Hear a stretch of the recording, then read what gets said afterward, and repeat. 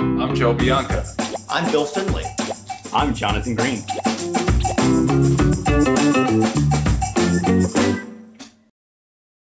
They say the harder the work, the greater the reward.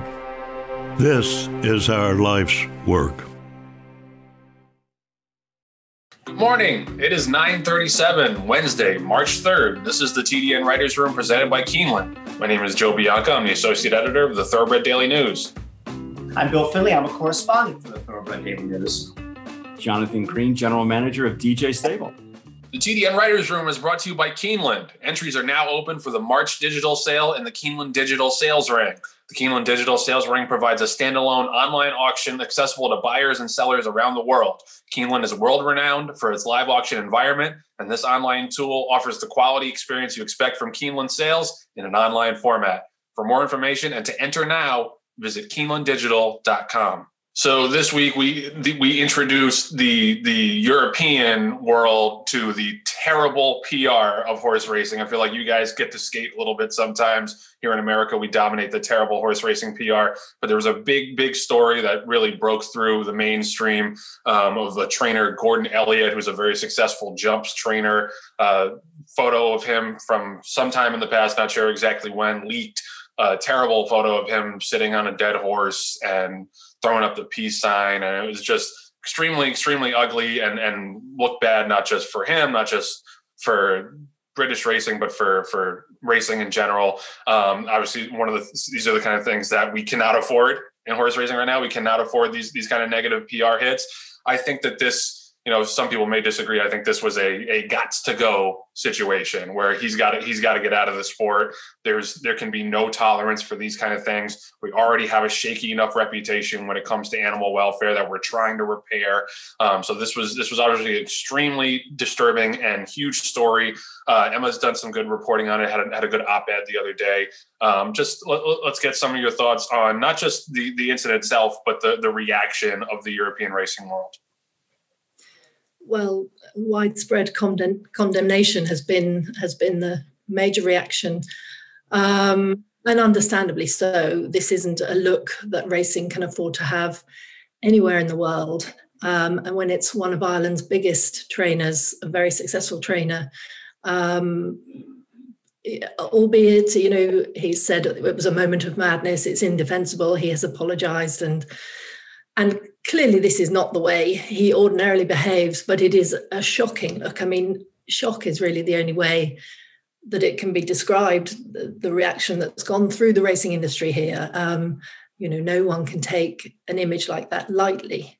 And it's even more, it's disappointing wherever it comes from, but when it comes from a stable that so many people looks up to, a stable that would be ordinarily about to have at least 6 or 7 favourites probably going into the Charlatan Festival, which is jump racing's biggest meeting here in the UK in 2 weeks' time.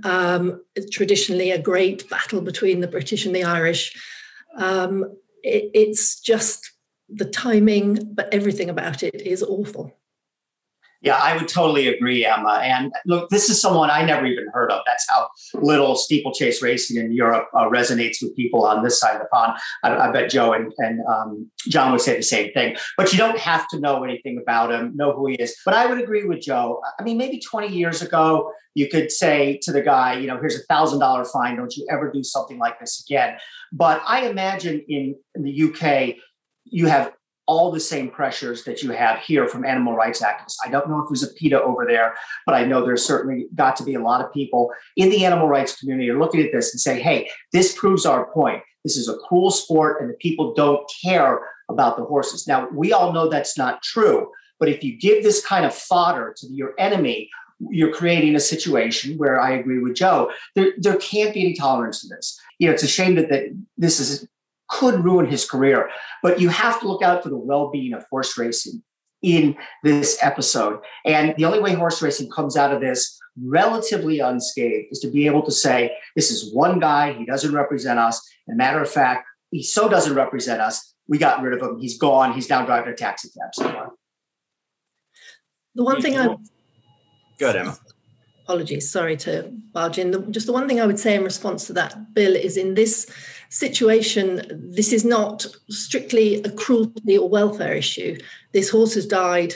Morgan, the horse's name was, 4-time winner. He's died on the gallops. And obviously, the reaction in the immediate aftermath to his death from his trainer is just grievous. But there has never been any sort of suggestion of welfare issues coming from that stable. As I say, it's one of the most successful stables in Ireland. I don't know Gordon Elliott personally at all. I can't say if he's a jerk or not.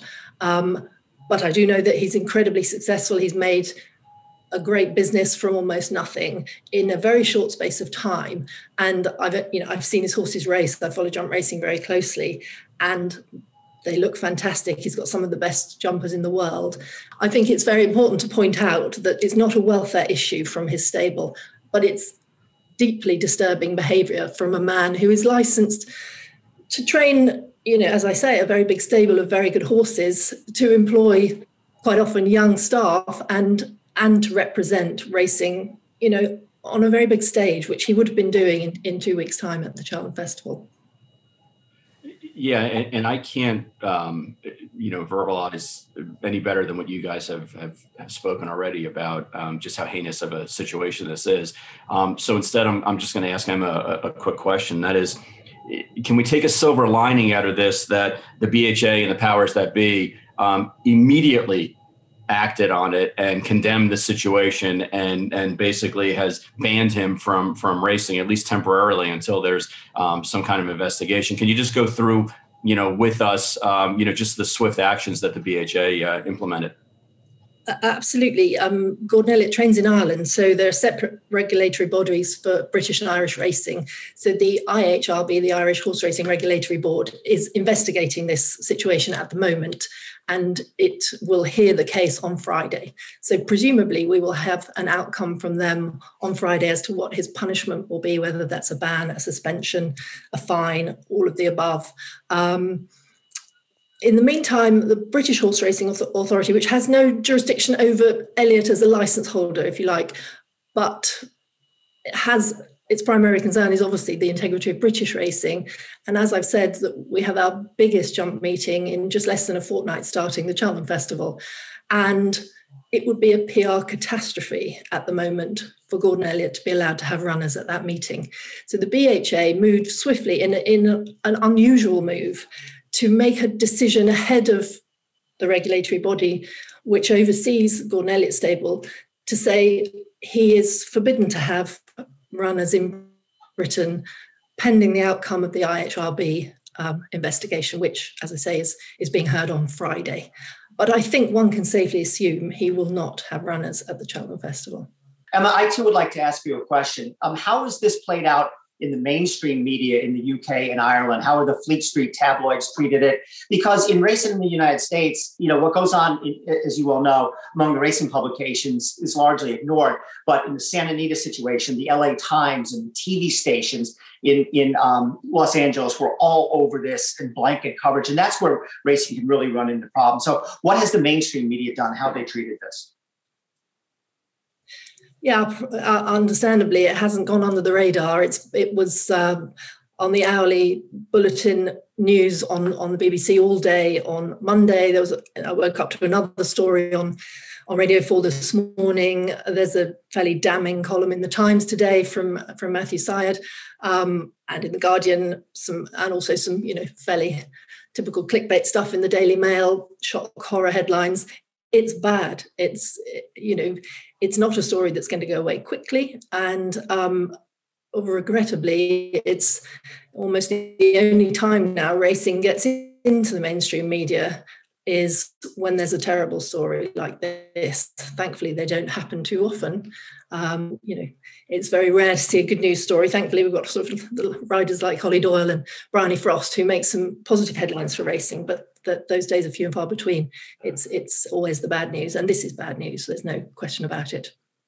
Yeah, I mean that's something that we've dealt with in America for a while. That we only break into the mainstream when there's something tragic or unseemly to report. But I think this is one of the situations one of the things I say a lot about, racing in America and the issue with having so many different fragmented interests is that, nobody sees themselves as stewards of the game as a whole. Everybody has their own tiny siloed interest, and they don't think about the impact of what they do or say, of how it affects the rest of the racing world and the survival of the sport. I think this is one of those cases where, anybody that wants to kind of give him a pass, it's not just about him. It's not just about jumps racing. It's not just about Irish or British racing. Like, this is about the survival of the sport as a whole, and why you have to have a zero tolerance policy for things like this. I just wonder, you said that he's not going to have horses at Cheltenham.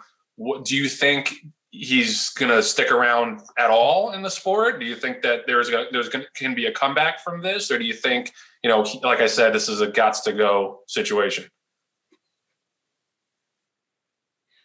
It's very hard to second guess what the authorities will decide on Friday. My gut feeling is that he will have a ban, but it won't be a lifetime ban. And, some of his owners, the biggest jumps owner in the sport, or second biggest at least, Jigginstown House Stud, has already said straight away that they will stand by him. They've had more than 150 individual runners this season. That's the power of their stable. Cheveley Park Stud have taken their horses away, and I'm sure other owners are waiting to see what the outcome of Friday's hearing is. I don't see this as my gut feeling is that he will not have a lifetime ban, and that he's a youngish man and could come back, and there may well still be support for him within the sport. And, we have to be open to believing in atonement and forgiveness, albeit this is, a pretty damning incident for racing as a whole. There's a number of people sort of saying, well, cut him some slack, everyone makes mistakes. Yes, that's true, but this is much bigger than one man losing his business and his livelihood. This is very detrimental to the sport. As you say, all around the world, all of these incidents, whether it's horse deaths at Santa Anita or Darren Weir being robbed out in Australia, all of these chip away at the integrity of horse racing around the world. Yeah, and the social license to operate. I mean, this stuff doesn't help, and it's, I don't know. You say that he's a good horseman, and I trust you on that, and I'm sure there haven't been any other documented issues of poor welfare in his stable. But this is the kind of thing that kind of, I think, belies a callous attitude towards horses and horse deaths, and it's something that we can't have in the sport at any level. So Emma Barry, our brilliant European editor, thank you so much for coming on and for your insights. Pleasure. Nice to see you. Thanks. All right, last weekend we had this big weekend of Derby preps. I said last week that this was the first big statement weekend of the year in the Derby season. And I think we had, two statement wins, especially Essential Quality. Essential Quality's run in the Southwest, I thought was pretty devastating.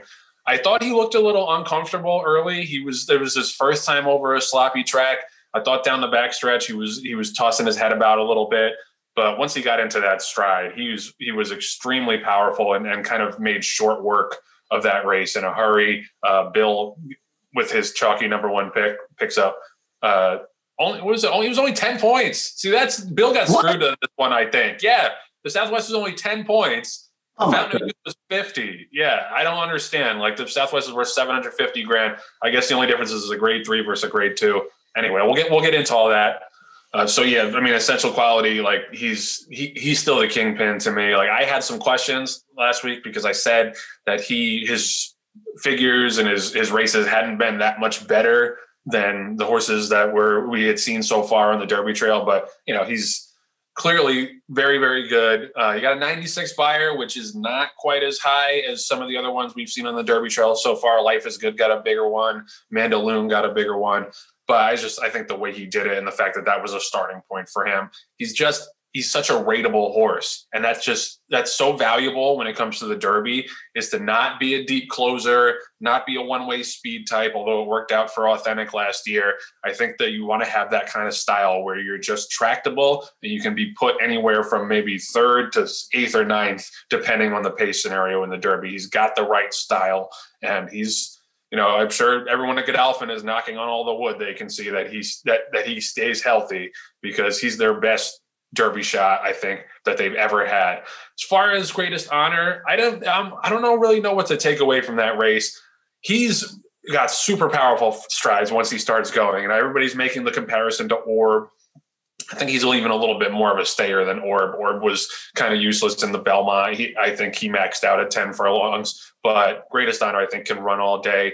But unlike Essential Quality, he has that style where he drops back and he has to make that one run, and it takes him a little while to uncork those strides. And I thought that was the case in the Fountain of Youth, where he looked like he was in big trouble on the far turn. And then once he got going, he really kind of blew by those horses and won going away. Now Greatest Honor hitting high gear, and here he comes now. Greatest Honor finding his best stride right when he needs to, and he's going to run down, drain the clock to win the Fountain of Youth. But he only got an 89 buyer, and I just wonder whether or not he's faced the competition so far that the other top Derby contenders have faced. I think he might just be better than what he's lined up against. He's going to get a bigger test in the Florida Derby. We saw a horse on Saturday at Gulfstream named Collaborate, who won off by like 10, 12 lengths, became a TDN Rising Star. He was a second-time starter for Saffie Joseph. He's well-regarded, obviously. And he's going to go to the Florida Derby. I assume there's going to be a couple of other new shooters in the Florida Derby where you're really going to get that test for greatest honor. I do think that he's a top Derby contender, mainly because of his distance pedigree, but I think having to take that long to get your stride going, I think does not bode well long-term for these classic races. I think he's got to show a little bit more speed, and he just can't afford to be worked on for a quarter mile before he actually gets going. Let's get some thoughts from you guys on the 3-year-old races. Joe, I'll stick to the 3-year-olds for now. There's plenty more to talk about, including the Devona Dale, which was just an absolute train wreck for the 3-year-old fillies on the way to the Kentucky Oaks. I agree with most of what you said. The big two came through, and that's really all you can ask, that they won. They both won fairly comfortably. Not that he needs any more accolades, but what a big weekend for Tappet, with him being both of those horses. And I also agree with you. I thought at one point I said to somebody, I said, this horse beat greatest honor. I mean, he just looked like he was spinning his wheels. And then he did finally once he got going, he looked pretty good. The one thing I'll say about that, I understand the buyer number for him was not that good. I do agree that maybe the competition in Florida this year is not where the strength lies among the 3-year-old crops. But keep in mind who his trainer is. Every trainer wants their horses to improve, be out of progression when they get to the Kentucky Derby. Some can do it, some cannot. I have all the faith in the world in Chuck McGahee and the way he moves these horses around. This horse is running an upper 80 buyer the last Saturday in February. I don't think there's any question that he's going to improve and improve enough to run that 104 buyer in the Kentucky Derby. And I don't think McGahee wants him to run that fast right now. He's in the Derby. He's got time to get him there. And I think this is a horse that will be better in the Florida Derby and better still in the Kentucky Derby. And yes, my number one pick after being dead last year, I took the Trevor Lawrence of the 3-year-old group in Essential Quality. But he said there's only 10 points for the Southwest. I didn't realize that. That's terrible. Yeah, you got to look at the numbers. That's why when Al picked that horse that's running, in the UA Derby, I went, oh man, that was actually a really good idea to pick up the potential 100 points by doing that. That horse isn't going to, probably win the Kentucky Derby, but it does bode well for Al to be able to be competitive in our all important contest, which is really why these horses are even running, as far as I'm concerned. It's so we know who's the best handicapper. Let's go through the two big races that you guys already mentioned a lot of my material. Essential Quality, again, ran a 96 buyer. It's not the be all and end all measuring stick, but he did improve again. And coming off a layoff, since the Breeders' Cup, you want to see a horse that takes the next step forward. And I think we can all agree that the horse did take a very important step forward in the slop, did what he needed to do. Is that going to be his highest buyer of his career? No, definitely not. Did he improve, based on the figures from his 2-year-old year? Absolutely. And that's what you want to see at this point in time in the Derby campaign. Again, he did kind of have the race set up his own way. Jackie's Warrior proved that he is, exceptionally good going 6 to 7 furlongs, but going a mile and 8.5 furlongs, not so much, at least not at this level. So I'm sure they're going to cut him back a little bit and make him a superior sprinter. And then, Spielberg, who finished second in the race, broke bad, was wide the whole time, and was also spinning his wheels, I think, a little bit in the slop. First time running in a really, off racetrack like that. And I think, the big horse was kind of looking around and not really knowing why he wasn't making up a lot of ground. So, they did the right thing with Essential Quality. They kept him outside. They allowed him to stalk and cruise and go in front of everybody. And that's, at this point in time, that's all you want. You want to hit the wire first. You want to get the money. You want to improve a little bit. And then you want to have a sound horse to go on to the, to the next big Derby prep. The race down in Florida, you guys, again, pretty much hit all the high points in it. I think Drain the Clock, I was surprised that they were running him in this race versus the Gotham. It looks like they made the group that owns and trains Safi Joseph made the right decision by running him in the race. He was, in my estimation, life and death to hold on for second, and doesn't look like that he can go, that classic distance either, which again set it up for Greatest Honor, who improved a little bit and did exactly what he needed to do. And, in my estimation, it's really interesting to see kind of the new guard, with some of these younger trainers that have horses that are in the Derby preps and the way that they're campaigning them. And then you get an old school, trainer like Shug McGahee, who is just doing it the way that he's done it for 30 or 40 years. You run the horse, you get him some experience, you move forward. You run the horse again, you get him some experience, you move forward. He is kind of like the Bill Finley of trainers. You take inch by inch, you continue to move forward while everyone else is spinning their wheels. All of a sudden you look up and the tortoise has beat the hare. That's pretty good. I'll be here all week. Yeah, you should cut out now after that. You're not going to top that. I should leave. Not after that snappy opening. I shouldn't have left that. Do the Costanza. All right, that's it for me. All right, I'm out of here. Yeah. But no, listen, I would have taken Greatest Honor in the first round. Brian took him one pick before me, so obviously I think highly of him. I just, I wonder what he's beating, and I want to see him do it against tougher competition before I'm going to take him at a short price in the Derby. He's going to be 5 or 6 to 1 in the future pool. Who knows what price he's going to be in the Derby if he wins another slow race in the Florida Derby. But right now, I would like him better for the Belmont than for the Derby. But like you guys said, Shug is going to bring him along slowly, and I wouldn't count him out. Bill mentioned the Devona Dale. Veek was really stunk to join up. There's no other way to say it. Anytime a 50 to 1 shot wins by like 10 lengths with an 84 buyer, you don't want anybody behind them in going forward. And she's a champion, so she gets a mulligan. But there was something like, I was reading the Clocker reports, and she had like an up and down kind of work pattern going into that race. And sometimes these fillies just don't go forward for whatever reason. Like usually they're a little bit older when they just don't develop the way you would think. But 2 to 3, they might not go forward either. We haven't seen Day out of the office yet. So the 3-year-old filly division looks wide open and is begging for like a real breakout performance. I think in the colt division, we've got a lot of really nice horses, and I think it's topsy-turvy because there are so many nice horses. Whereas in the Oaks division, there's no standouts really thus far, and it's maybe that'll happen in the next month or so. But I think it's crying out for a leader, especially after Bequist was so bad over the weekend. The horse I think that was the star of the weekend by far was Mystic Guide in the Razorback, and we're going to talk to Mike Stidham in a little bit. It was announced yesterday that he's going to go to the Dubai World Cup. Which I think makes sense for those connections for a relatively lightly raced horse. If you haven't seen the race, go watch the race.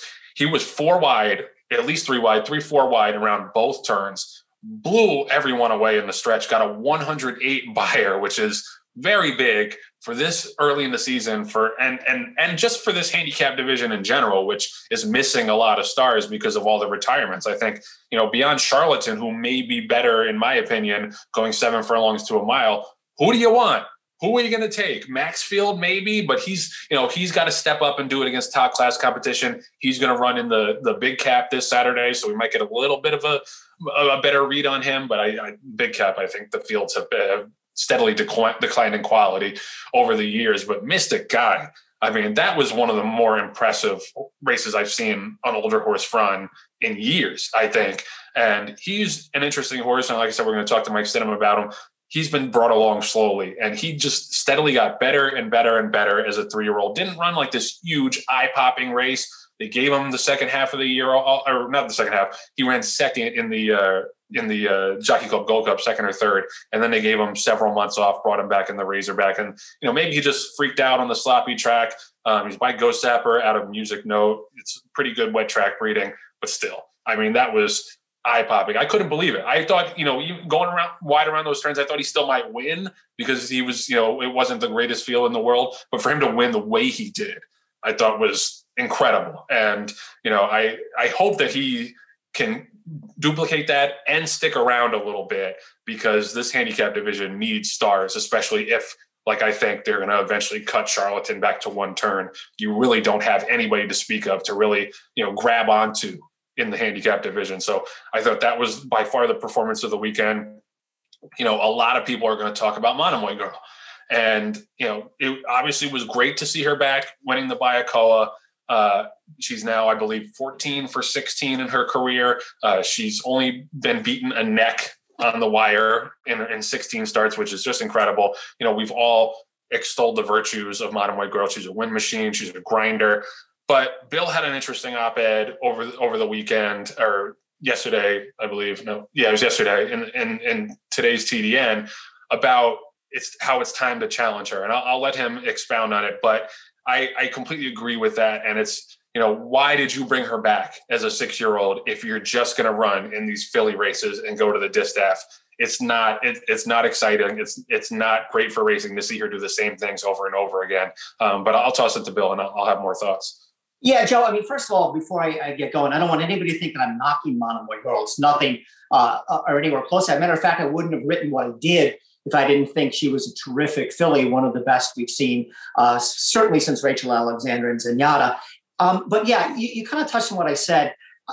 As a fan, a racing fan, and somebody who's pulling for the sport as a whole, I want to see her do something adventurous, which obviously would be to run against males.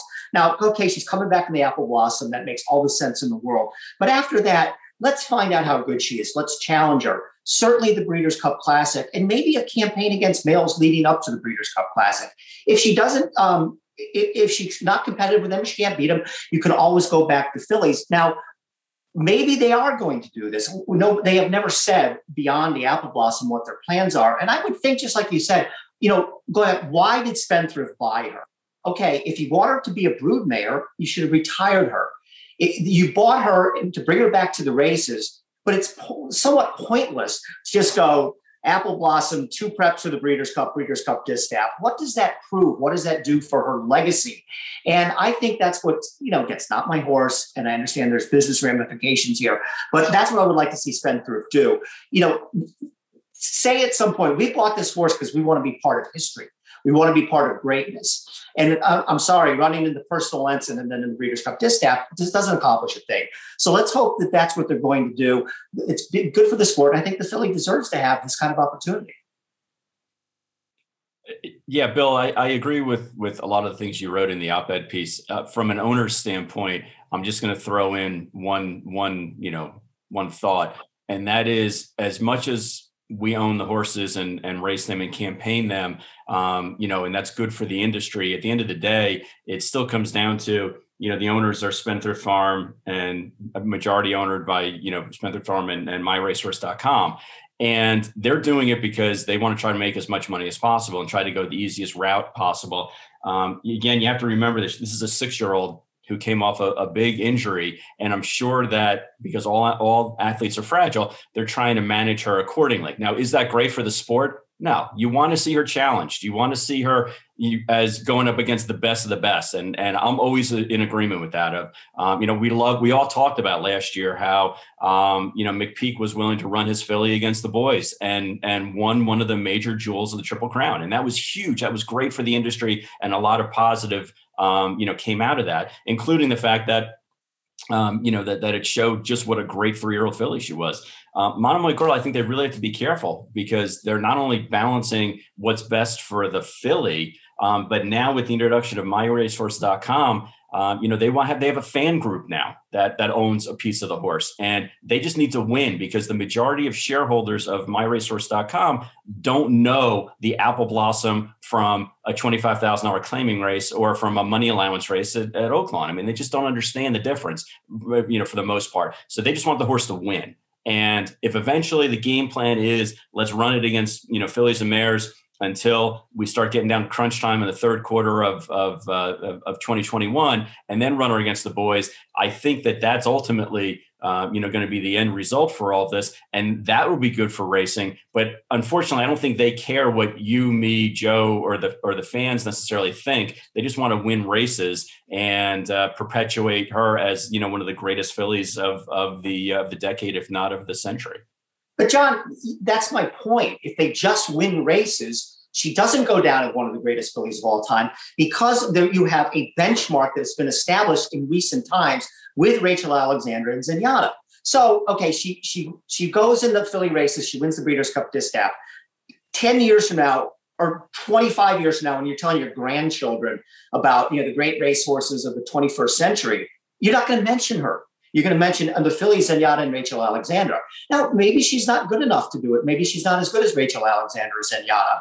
But I'd like to see her getting a chance. And, from a business standpoint, if they were going to just care about winning some races and then retiring her as a broodmare, why didn't they just retire her after they bought her? What was the point of that, which is my point. Right. And I think we're saying the same thing, Bill. I'm just saying that I would wait to run her against the boys until it really matters at the end. If she wins a race, over the summertime at Saratoga against the boys, is that as impactful for her resume as running in the Breeders' Cup Classic and beating the boys in that race? So I think eventually the right thing to do is going to be to run her against the boys, but I don't think they're going to do it anytime soon. I think they're going to try to build this up and continue to get, interest in the horse on the myracehorse.com side, on the microshare side. And that'll spill over into buying other horses on that platform, which I think is their game plan right now. But at the end of the day, they bought the horse for $9.5 million. You're never going to see that back as a broodmare. It's not like they can syndicate her like they can a stallion and have, a jillion babies. Basically, they know that they have to try to make as much money as possible for her. And right now, the easiest route is against the fillies, albeit I also would love to see her run against the boys in the Classic, assuming that she continues to do well as a 6-year-old and move forward. So I think we're saying the same thing. I'm just saying it's going to be the timetable of it. Why not wait until you get to run for the really big prize versus doing it like over the spring or summertime where maybe it's not as fiscally responsible. I mean, why can't they run her in the Dubai World Cup? That's big money. They could. That's a good question. But they don't want to. I mean, the excuse about, she had injuries and blah, blah, blah. Bill touched on this in his op-ed. That was a valid excuse last year. Yeah. She came back from all that stuff last year. They handled her with kid gloves. She ran 4 times and she got an Eclipse award out of it. Now I don't want to hear that excuse anymore. Now she's back. She's presumably fully healthy. There's no reason not to have an aggressive campaign with her. And like you guys were saying, like Bill was saying, I don't remember Rachel Alexandra for winning the Fairgrounds Oaks. I remember Rachel Alexandra for winning the Preakness, for winning the Haskell, for winning the Woodward. I remember Zenyatta for winning the Breeders' Cup Classic. I honestly wish that Zenyatta had taken on boys more in her career. It just gets to a point where you've maxed out at what you can accomplish in your division. And if you really want to do something special, you have to step out each side of your comfort zone. And maybe they have a plan to do that later in the year. We talked to Brad Cox. He said he was open to it about trying her against the boys. But, at the end of the day, I think, I hate to be harsh because I do like her as a horse and, I admire her and her consistency. She's obviously, a superstar in a game that needs superstars. I don't think she's good enough to beat the top class boys. I just, on speed figures, I think she's a cut below the Rachel Alexandras and the Zenyatas.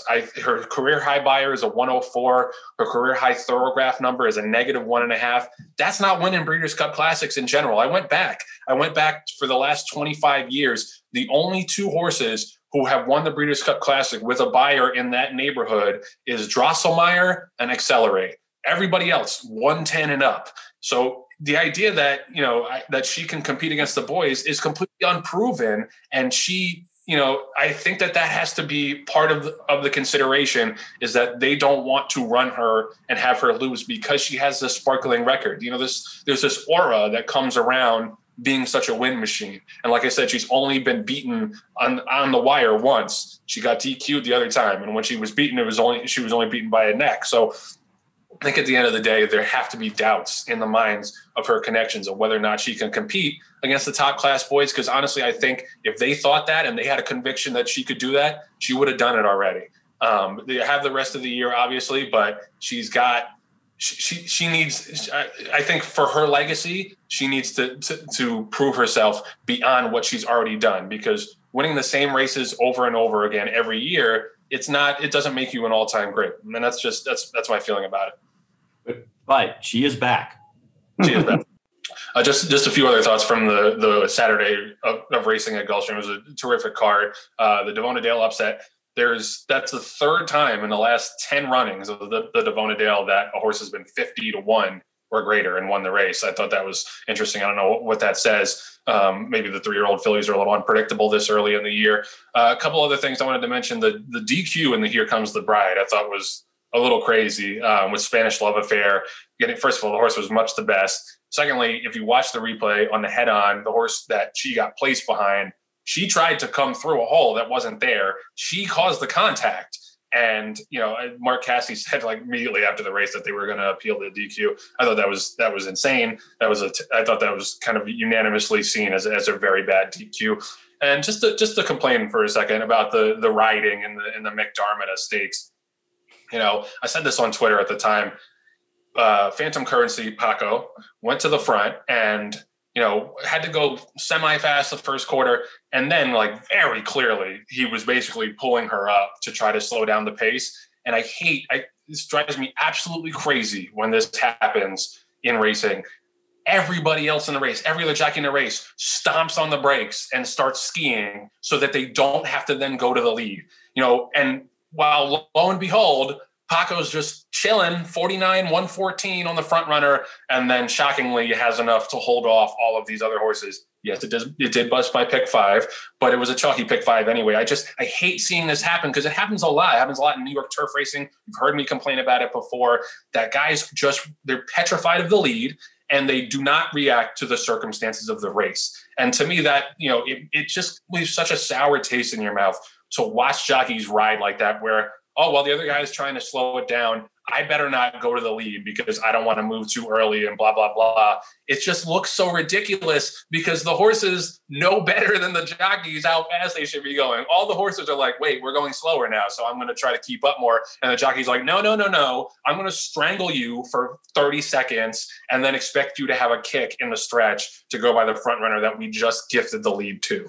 And I'm sure I'm not alone here. I'm sure there's horse players out there who know exactly what I'm talking about, that it's just non-aggressive riding where you refuse to adapt to circumstances, and then it almost always ends in the horse that you gifted the lead to beating you. So it drives me absolutely crazy as a horse player. I'm sure it drives some of the owners of these horses crazy too, that you leg a jockey up and you can give them instructions, but at the end of the day, you expect them, if the pace is different than they thought it would be, you expect them to react accordingly and to, take the bull by the horns, and they just never do it in these turf races. They never do it. One horse slows it down, everybody else stomps on the brakes. The horse that slowed it down gets to go all the way. So I'm so tired of seeing that. It's one of the things that really is kind of making me bet less in the sport. And it's just this non-aggressive, very, passive riding, and it leaves a sour taste in your mouth, like I said. We'll be right back after this message from Keeneland. They say the harder the work, the greater the reward. And this is hard work. It's the hours put in before dawn and after dark. It's the sacrifice, the sweat, the failure, and the faith. This is our industry. This is our life's work. Owning multiple graded stakes winning racehorses like Hard Not to Love and Decorated Invader is attainable with a racing partnership like West Point Thoroughbreds. Partnerships enable you to spread your ownership across several horses for less than it costs to own one horse alone. This increases your racetrack action and chances for a big horse. Learn more about why West Point Thoroughbreds is the gold standard in racing partnerships at westpointtb.com. All right, so we love a little spiciness, a little drama, a little conflict in racing, but I think this might have taken it a little bit far. Last Thursday, after the fourth race at Gulfstream Park, we had a little bit of fisticuffs between two leading riders at Gulfstream, Irad Ortiz Jr. and Paco Lopez. Let's see the video of what happened. So that obviously got a lot of play, a lot of views over the past week or so. Before we get into it, I don't know. I would love to see the actual stats of these guys if they were going to go toe to toe in a boxing ring. Let's see. Do we have the tail of the tape?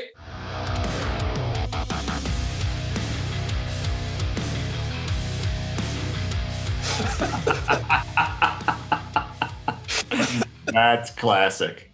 Oh, amazing. Nice. Shout out to our editing team for that one. So I have lots of thoughts on this. I as much as we like to instigate things in racing, this takes it a little bit too far. I think Irad was way out of pocket, as we say in Brooklyn. He was way out of line. The fact that he didn't even get a suspension for what he did, to me, is mind-boggling. Like, if you did that to somebody on the street, you get arrested.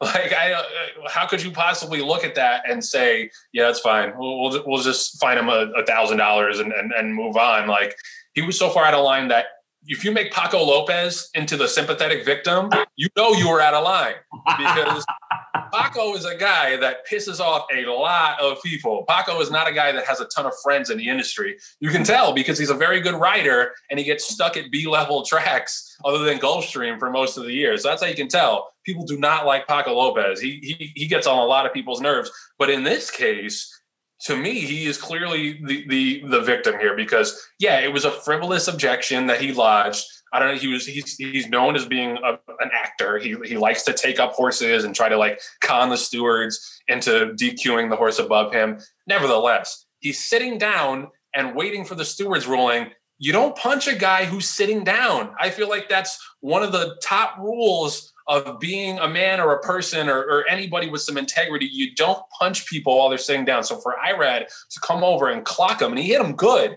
He hit him a couple of times pretty square. To be punching a guy who's sitting down, I think, is extremely weak. It's extremely wimpy. And it speaks to, I think, some kind of anger issues. And I've seen Irad bark at people after the wire on the gallop out. And he's obviously an incredibly talented rider, 3-time defending Eclipse champion. But this is like, can you imagine any other sport where, like, LeBron James, or like one of the biggest stars in the sport, goes up to a guy sitting on the bench and just starts punching him? Do you think that would look good for that sport? I mean, this is extremely embarrassing for racing. And obviously, Paco gets on people's nerves, like I said, and it's an interesting dynamic where they're all in the jocks room together, and it's a dangerous sport. So I can understand, like, in a race where you feel like someone else did something dangerous, where you could possibly fall off a horse and die. So I get why you would be pissed off, and then you have to go to the jocks room and then have to deal with that person throughout the day. But this is not the way to handle it. If anything, meet him back outside at the parking lot. Take it up with him in the jocks room, to on camera when everybody's watching as the stewards review this, to go up and punch him several times as he's sitting down. I think is an extremely bad look, and I think that he should have to publicly apologize. He should have been suspended for at least 30 days, something that is act as a real deterrent, as opposed to $1,000 for a guy who makes millions of dollars a year. Gulfstream Park stewards, I think, really, really dropped the ball in this one. But that's, as much as we love the conflict and we love the drama, and this is the number one story on the TDN website because people love fights. So I'm trying to tell you, people love beef. This is a little bit too far, and Irad was way, way out of line. Thoughts? First of all, what was that expression used? It was out of pocket? Out of pocket, yeah. We say that in Brooklyn. Like, you're out of line. Like, you're wilding. Yeah, out of pocket. Well, you missed one point, though, on other sports. If they did this in hockey, he would have just got 5 minutes. So, That's true. Yeah. I agree with everything you said, Joe. And, the only thing is nobody's heard from Irod. See what he said. Maybe Paco said something to him right before they turned that on. But without that kind of evidence, it does look like he took his frustrations out because Chicago claimed foul against him. Yeah, there was not a 1 in a million chance he was going to be taken down there. But that's not something you take a swing at another guy for. And, when I first heard that there was a fight, before I saw the videos and that sort of thing, and it involved Paco Lopez, my first reaction was probably, I know that John would have definitely had this reaction. Oh my goodness, what did Paco do now? And as you said, he was just the innocent guy getting clocked by a guy, a hothead. So, yes, he should have been suspended. It's the biggest deal in the world. No, we move on. But the great fight at Godolphin Park. Who cares about the Fountain of Youth? We have Paco and Bianca going at it. And Paco never threw a punch. He was, very, very constrained. And I did talk to him, and he made one point. He said, it's almost impossible to understand, but he said that if he had done what Irod did, he said they would have thrown me out for the meeting. But I think he's probably right. Yeah, no question about it. And Joe, to your point, the only other sport I can remember seeing this happen was in NASCAR, where I can't even remember who the drivers were, but somebody cut somebody else off, and after the race or when they were in the pits, he went running over and basically tried to, sucker punch him while the other guy was still in his car. But you have to understand one thing, and you guys, laid out a lot of great information. I know when I'm driving on the Parkway and somebody cuts me off, I get road rage. And you're like, what the hell? How'd you do that? You didn't signal. You didn't see me here. How could that be? I can't imagine doing the same thing, like driving on the Parkway on a unicycle, going 35, 40 miles an hour, and somebody cutting you off like that and fearing for your life. So I understand the emotional part of it as far as like, hey, how could you do that? And there is some bad blood and his bad history between Paco and both Ortiz brothers, for that matter. And say what you want, and I've said my fill as far as Paco being an actor and trying to instigate things. It was a scary move, and it was a weak move, and I'm sure this is just a buildup from months and months and months of the same nonsense that goes on between those riders, and it just spilled over, and it was a bad look. But comically, it was a little funny to see jockeys kind of throw punches at each other, or one jockey throwing punches at the other, and the other one being like, what's going on? And so I'm glad actually we had a video of it. Joining the West Point Thoroughbreds partnership can vault you into the world of instant camaraderie among people surrounding high-class horses and stakes action for a fraction of the cost of trying to do it on your own. Learn more at westpointtv.com. We'll be right back after this message from West Point Thoroughbreds. All the thrills. Fraction of the bills. Experience the power of the partnership. Change your life, make new friends, and compete at the highest level of thoroughbred racing. West Point Thoroughbreds, the gold standard in racing partnerships. Visit westpointtb.com.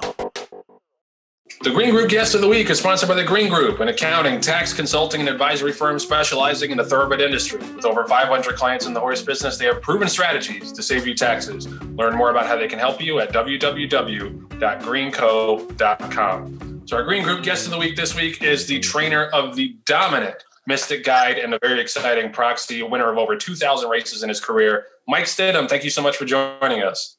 Thanks for having me. Sure.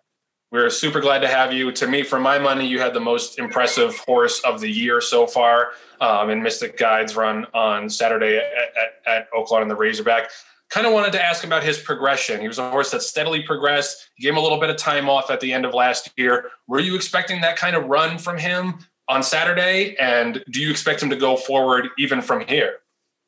Well, with Mystic Guide, as you can see from his 3-year-old past performances, we took our time with him. We spaced his races. There were a lot of temptations because the Derby had been moved to September to still try to make the Derby.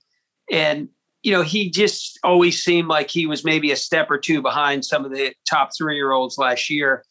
So we, just gave him the time, spaced him out. By the end of last year, you could see that his numbers were all progressing the right way.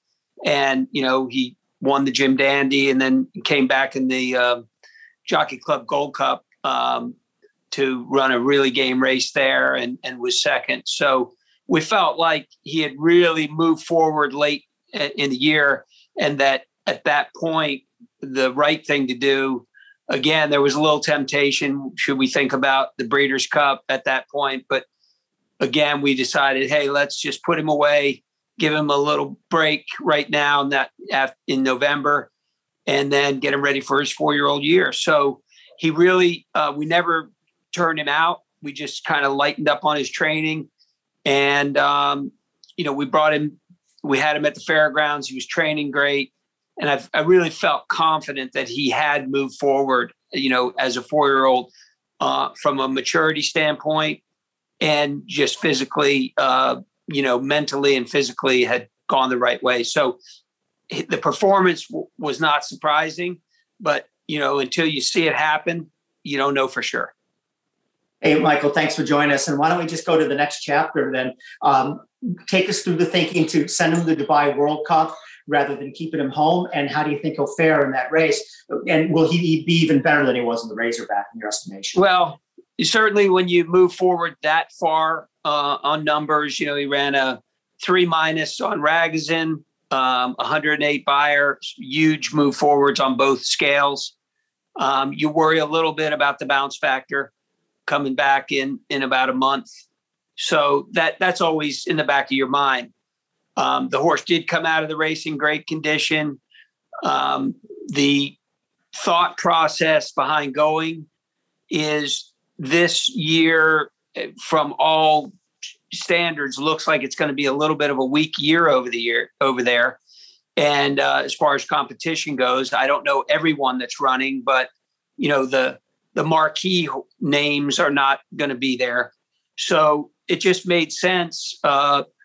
If we're going to take a shot doing it, this would be the year, especially also since our really important races that we're pointing for aren't until mid to late summer. It gives us time to hopefully go there and then be able to come back, freshen a little bit, and then still be able to run in some of those big races at Saratoga in the middle of the summer.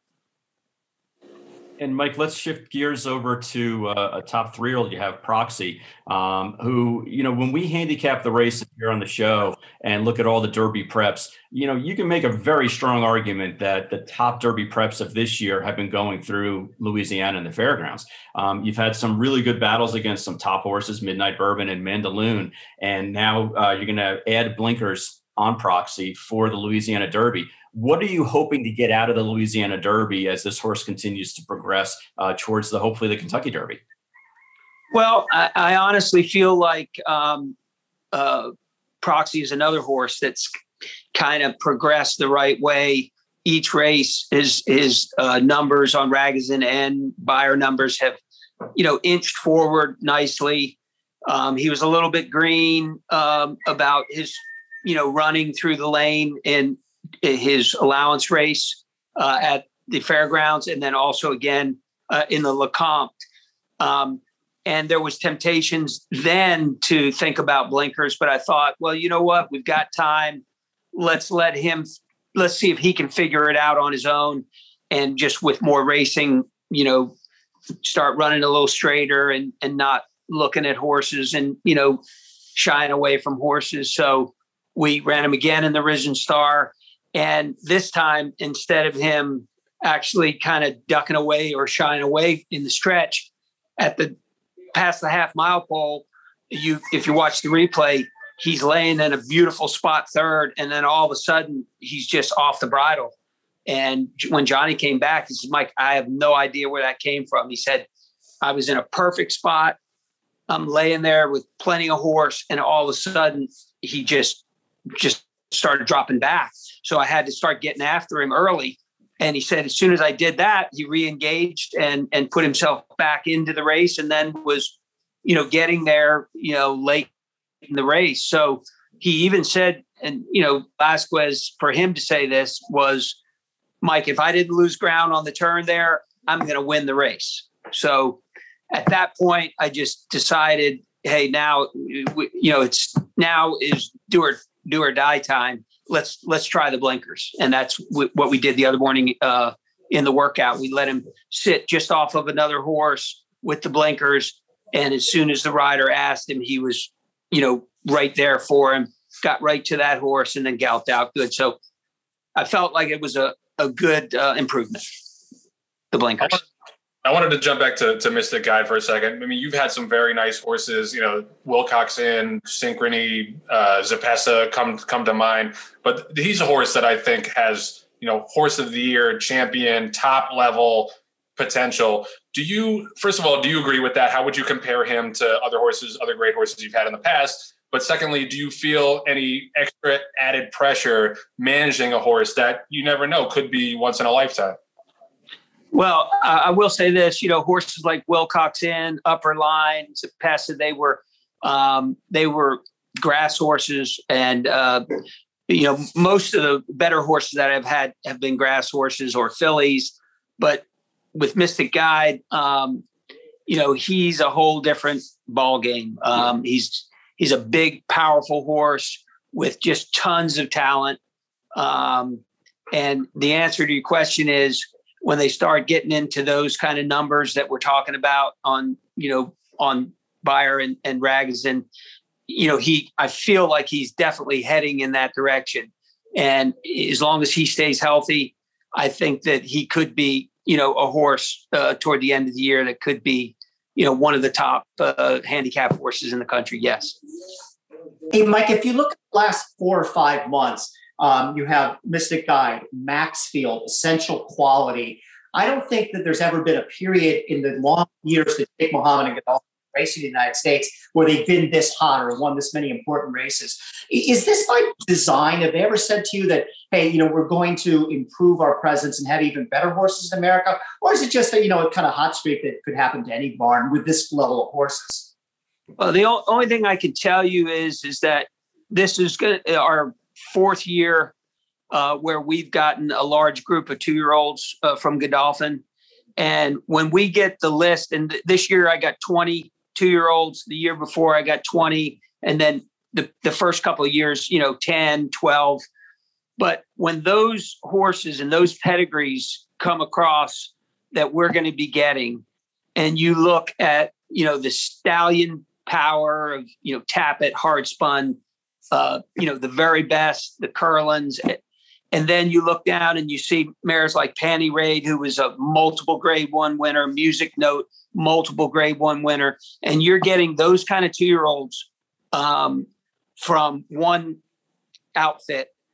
It's only a matter of time before those horses start to do what they're doing. And I don't know really what has changed to all of a sudden make it where they're so dominant over here, because that's more of, Jimmy Bell, Dan Pride. They're more involved in who goes where and what horses come to America and stay in America. But I mean, the stallion and mare power that they have is just incredible. So it's not at all surprising to me that this is happening. Yeah, and Mike, just to keep on that same thought process. So when do you know which ones you're getting, and have you seen them in advance? Is there like a draft where a bunch of trainers go out to the fields and say, "I want that one. You can have that one." Like how is it all divvied up? Because it looks like that. Like you said, it's kind of like a kid in a candy store. I mean, there's so many good horses there. Interestingly enough, the trainers never see them until they walk into their barn.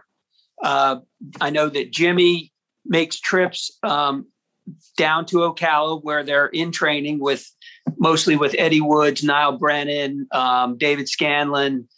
And we don't know anything about what we're getting until we get a list sent to us, on the internet, to our email. And then we see the list, the breeding. But until they walk into our barn, we've never seen them before. And as far as who we get, I'm not sure really how that works, but I think that they try to, pick the horses that would work, West Coast, Bob Baffert and Richard Mandela have been getting some of those.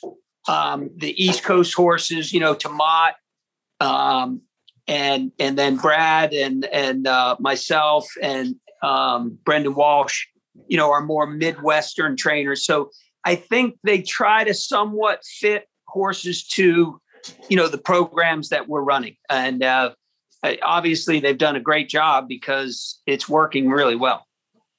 And if you could say to them one thing about where you think your trainer strengths are, would you say it was, that you're better with the distance colts or turf field? Like where would you say your strength lies? Let's put it this way. Most of my better horses, for whatever reason, and I wouldn't say that, I train my turf horses a whole lot different than I do my dirt horses, but we've had most of our success over the years with really top grass horses. And so, having Proxy and Mystic Guide this year being, strong, dominant dirt horses is a little bit new, but I always feel like it just depends on what horses get sent to different trainers. Always for years that Baffert has been more of a dirt trainer than grass, but come on, if Baffert gets a good grass horse, he's going to do well with that horse too, is the way I look at it. So, I think good horses are dangerous in anybody's hands. For sure. I wanted to switch gears and just ask you this one last question about Arlington Park, because I think of you as a guy who's, his summer base usually is there. You won training titles there. I think of you as an Arlington mainstay. Obviously the news is not good for Arlington Park. Since Churchill bought it, it's kind of like they're abandoning it now. It seems like after this racing season, they're not going to race there anymore. Just can I get some of your feelings about Arlington and this potentially being the last meet this year?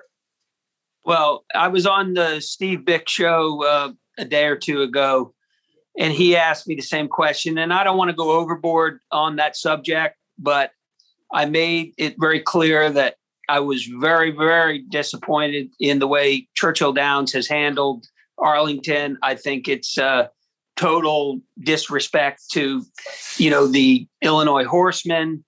I think that Arlington for me was sort of like a national park would be to the regular, public, where you cherish that. And for anybody to go in and just tear something like that down and make it into a residential area because it's better for the stockholders, and not have any respect for the tradition at Arlington Park, the horsemen that fought for so many years to try to get gaming there to bolster racing in Illinois. And then for them to actually walk along with the horsemen for all those years, acting like they wanted gaming, and then finally get it, and then to just flat turn it down because they had, gotten involved with a casino that was about 15 miles away, and they didn't want competition for that casino. I think it's just horrible, and it's sad. It's a very sad day in racing. It really is, to lose Arlington. Yeah, I think most people can agree with that. Yeah. And I speak for many of horsemen. It's not just me.